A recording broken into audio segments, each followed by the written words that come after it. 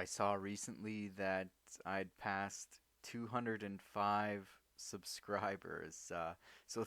That's kind of mind blowing, and thank you for that.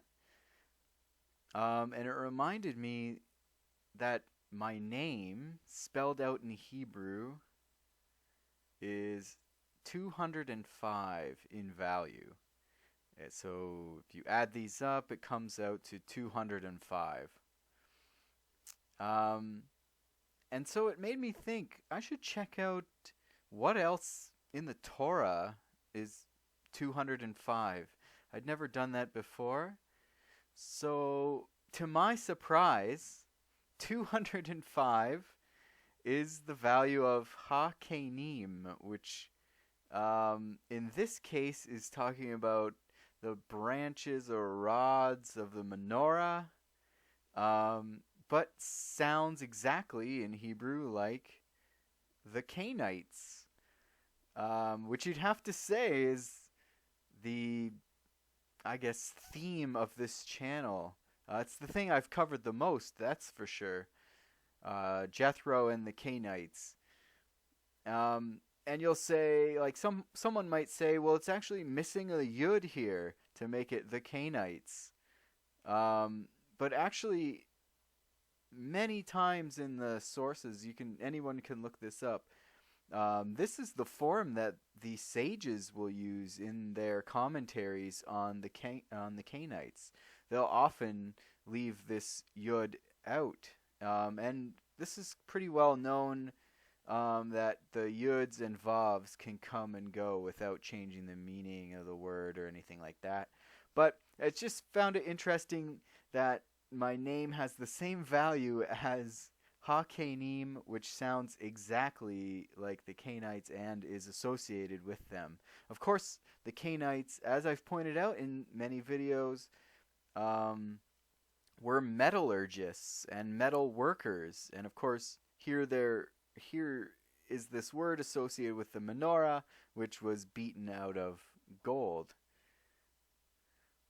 And here's the actual word, 4 times in one verse, Exodus 25, verse 35, and they're talking about these branches or rods of the menorah. So you can see here and here, as well as up here.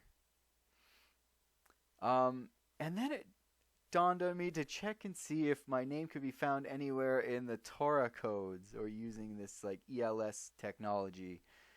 So I'm going to be pretty strict with this. I'm only going to use results where my names Peyton and Lee Peyton, are touching each other. So only when they're touching, I will not use any other results. And they have to be going in the right direction. And I'm not going to use a huge matrix width. It has to be minimum 7 to 180. No spaces. And so I'm not just, trying my best to find it. I'm being pretty strict with the results. Now, if I was to tell you that my name could be found one place in the entire Tanakh, in the entire Hebrew Bible, where would you? I bet you could guess it on 2 tries. So just so you don't think I'm messing around or trying to twist the data, I'll do it right here before your eyes. So with these standards, you'll find it 28 times, and at this width of 83. So I could just move this over, and you'll see what I mean by sharing or touching. They have to be sharing a letter. And since they do both have letter yuds, you can see here they share, and that's why it's purple. So let's check out a few other results. There's another one. And you'll notice that all of these results are in the same chapter and begin on the same verse. And actually, it's Judges 4, verse 15 through 21. Every single one is from there. So all 28 results are found in Judges 4:15 through 21. And we'll just show that all of them are the same. Every single one comes from the exact same point in the Hebrew Bible, which is pretty awesome because many of you will remember Judges 4:15 through 21. It's something I've covered many, many times, and it involves 3 Cainites.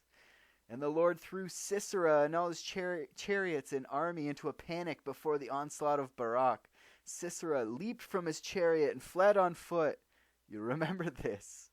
As Barak pursued the chariots and the soldiers as far as Haroshet Goyim, all of Sisera's soldiers fell by the sword. Sisera himself and his descendants are Cainites.